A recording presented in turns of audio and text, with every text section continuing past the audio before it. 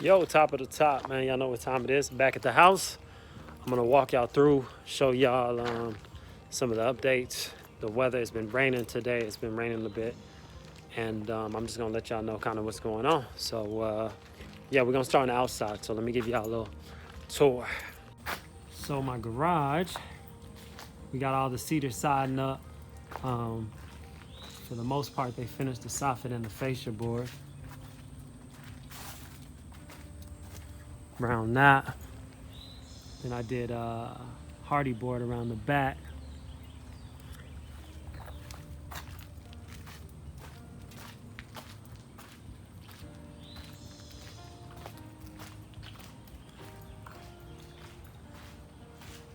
See this wood right here that's replaced. I had rotted out, my header above the door was rotted out.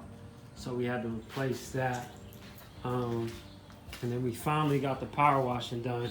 They're gonna be starting to paint. They're supposed to be starting tomorrow, but due to the weather, it's supposed to be raining, so I don't think they'll be able to get much done, honestly, till like next week. But my deck's finally cleared off. I'm about to replace some of these boards here on my deck. Got that fence installed. Some of my fence was on the ground last time. They also finished installing the hardy board on the back. So all my soldering repairs, like if y'all remember the first video, this was completely open. Now that's pretty much all done.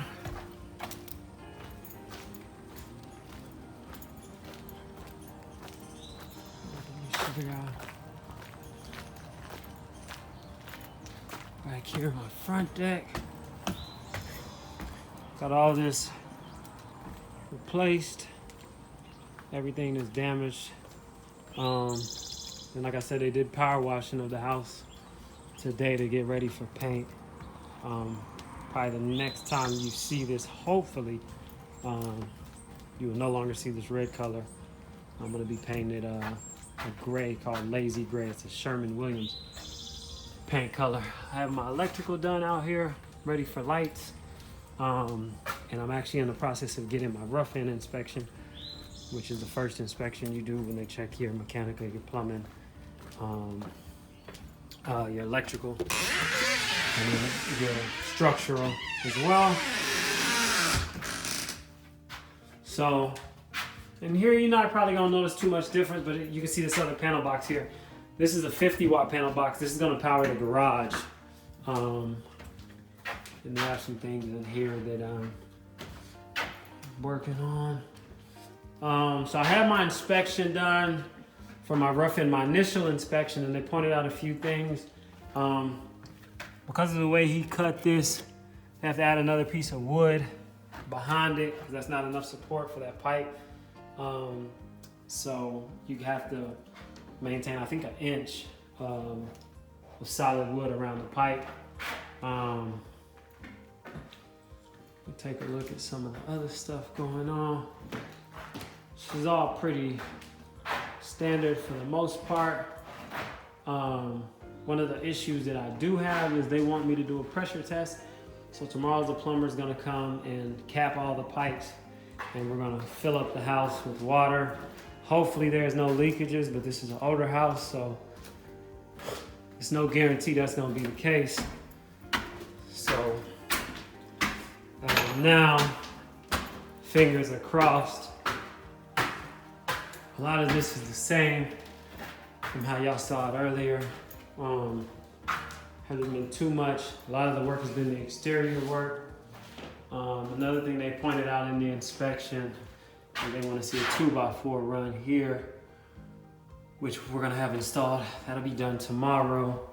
So usually you'll have your city inspectors, they'll come out and they'll just tell you what you need to do to be in code.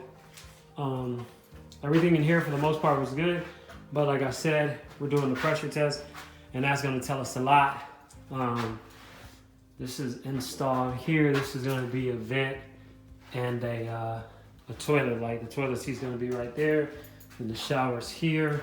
Another thing is, because there's gonna be a freestanding tub here, and this is within 5 feet of a shower. These windows have to be tempered glass. So this window's gonna have to be changed, as well as my window in here.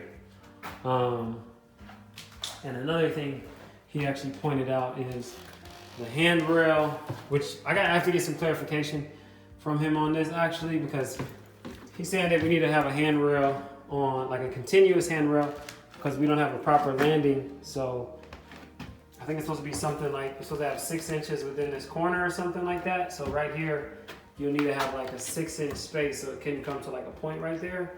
And since we don't have a proper landing, he's saying we would have to have a continuous handrail. But because we have to have a handrail here, and then we already have this handrail here, I'm just not sure how he wants us to connect this. So I'm gonna get a little bit more clarity from him on that. I actually spoke to the inspector myself. That's one thing I always recommend.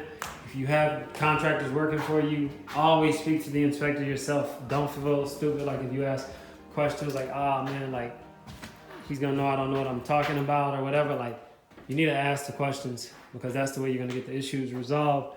A lot of times contractors will tell you things, and so like my contractor, he pretty much relayed the message, but there were some things that he didn't necessarily relate to me as well. So when I spoke to the inspector, I had a better idea. I have one other issue, which is basically the electrical. If you can see right here, he cut through these 2x4s here, and these are actually floor joists. And I don't know why he did that. You can see right here where he ran his wire, but he's actually gonna have to replace those because you're not able to do that. So that's an issue, but I mean, he's gonna handle it. He did that on his own, so that's on him. But aside from that, that's pretty much where we're at. My painter's actually pulling up right now, so I'm gonna meet him and get him going. But yeah, they pressure washed today, so the paint will be coming soon.